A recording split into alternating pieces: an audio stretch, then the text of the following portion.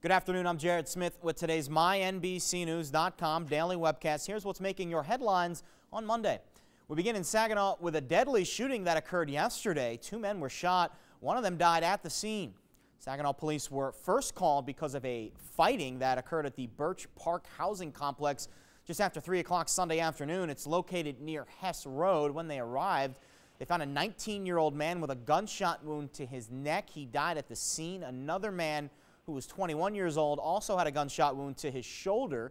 He was treated and released from the hospital. More than 20 bullet casings were found at the scene. Also in Saginaw, 70 salaried workers are being laid off from Next Year Automotive to help manage costs.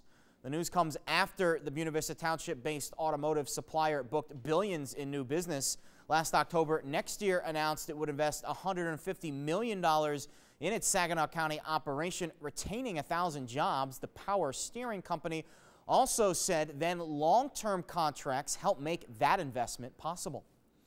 Well, not everyone's getting laid off. Workers at Walmart says it plans to hire more than 50,000 seasonal employees.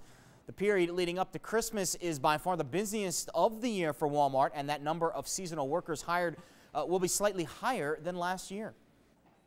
The GM Foundation is giving $110,000 to Flint's Kettering University. The check was handed over by a robot named Admiral. Check it out, pretty neat video there.